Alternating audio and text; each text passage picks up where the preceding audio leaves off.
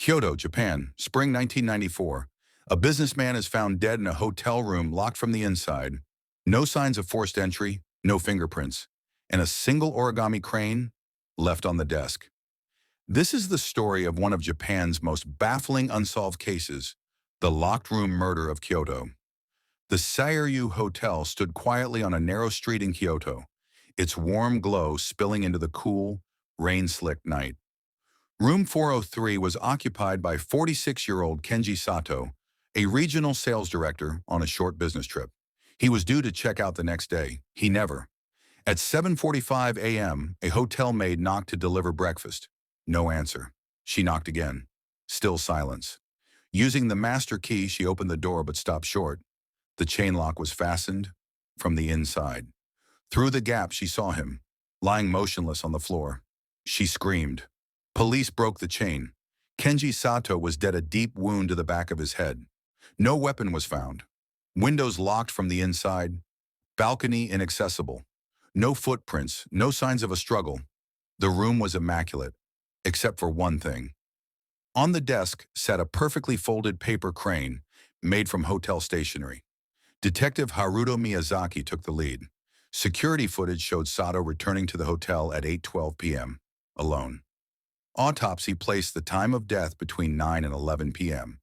But when hotel staff were questioned, one night clerk recalled something strange. At 10:30 p.m., a man in a gray suit asked for tea for room 403. The clerk sent it up, but the staff member who delivered it swore the man inside was not Kenji Sato. Miyazaki studied the crane. It wasn't just decorative, it was folded in a prison style, a pattern once popular among Yakuza inmates as a calling card. Digging into Sato's past, they found that 15 years earlier, his testimony helped convict a mid-level gangster named Masao Takeda, who had been released from prison only 2 months earlier.